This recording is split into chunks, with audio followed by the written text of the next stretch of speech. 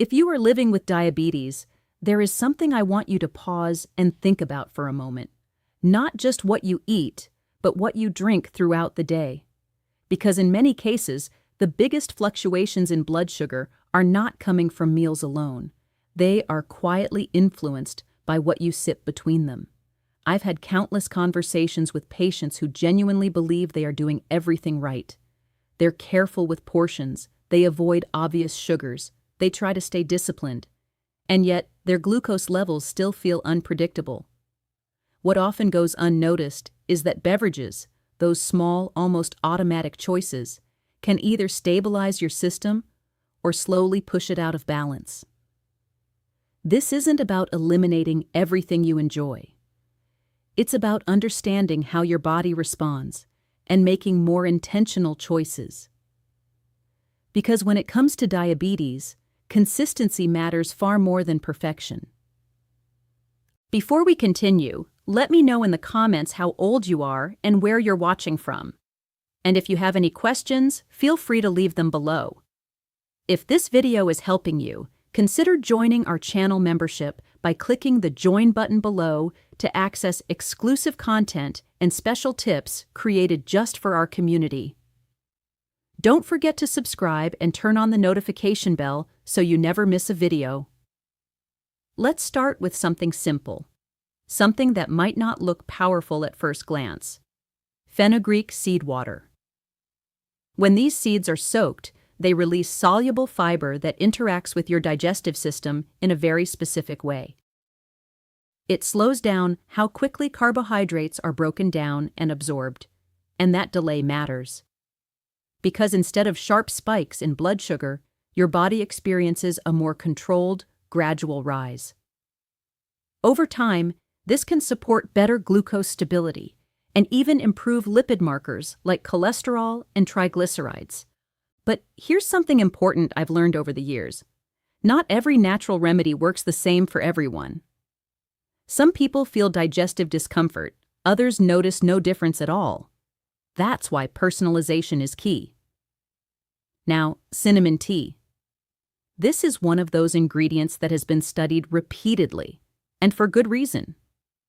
Cinnamon appears to enhance insulin signaling, helping your cells respond more effectively to glucose.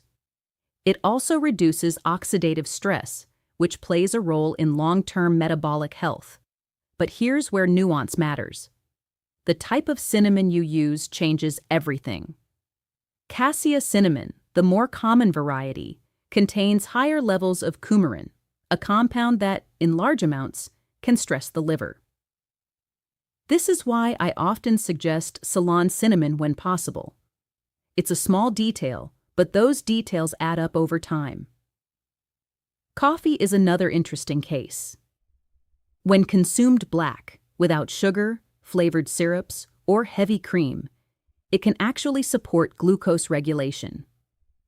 The polyphenols found in coffee may improve how your body handles sugar, reducing absorption and enhancing cellular uptake.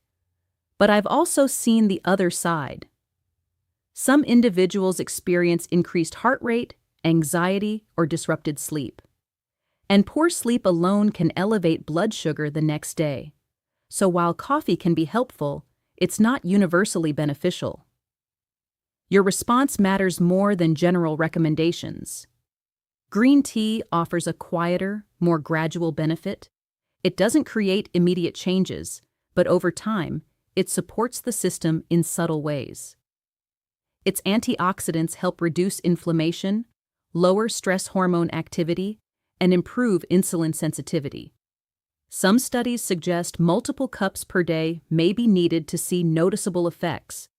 Matcha, being a concentrated form, delivers higher levels of these compounds. But again, this is not about extremes. It's about building sustainable habits that your body can tolerate and maintain. Ginger tea is another option that often surprises people. Its active compounds, known as gingerols, have been linked to improved fasting glucose and better long-term control. I've seen patients incorporate it into their evening routine and notice more stable morning readings. It's not dramatic, but it's consistent. And in metabolic health, consistency is powerful. Then we have green smoothies.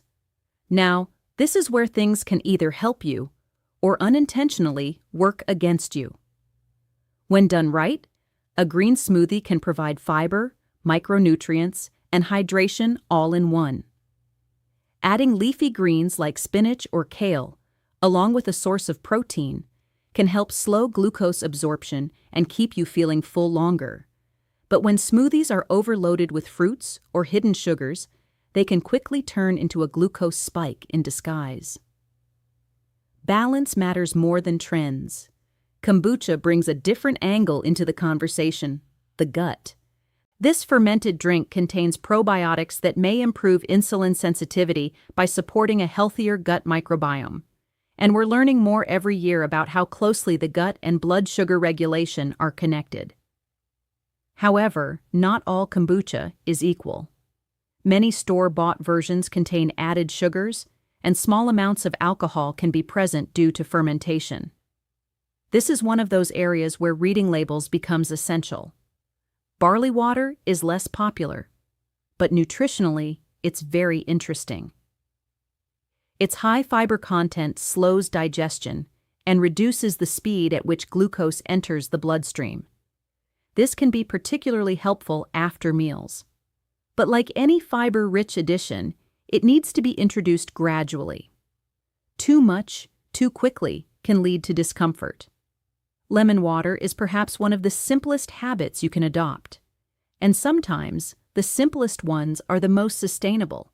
The compounds in lemon may help slow carbohydrate conversion into glucose, leading to a more stable blood sugar response. It's not a dramatic effect, but over time, these small adjustments can create noticeable differences. And finally, apple cider vinegar. This is one that gets a lot of attention. Some studies suggest it may reduce post-meal blood sugar spikes when diluted and consumed properly. I've seen it help some individuals, particularly when taken before meals, but I've also seen people overdo it, leading to digestive irritation or enamel issues. This is not about adding more. It's about using it wisely, if at all. Now, I want to be very clear about something. None of these drinks are cures. None of them replace medication, medical advice, or proper monitoring. What they do offer is support. They are small strategic tools that, when combined with the right nutrition, movement, sleep, and medical guidance, can help you feel more in control. Because that's what most people are really looking for. Not just lower numbers, but a sense of stability, predictability, confidence in their own body again. And in my experience, that doesn't come from one big change. It comes from the small decisions you repeat every single day, the quiet habits that, over time, reshape how your body responds. So instead of asking, what is the fastest solution? Maybe the better question is, what can I do consistently, starting today, that my body will thank me for tomorrow? That's where real change begins.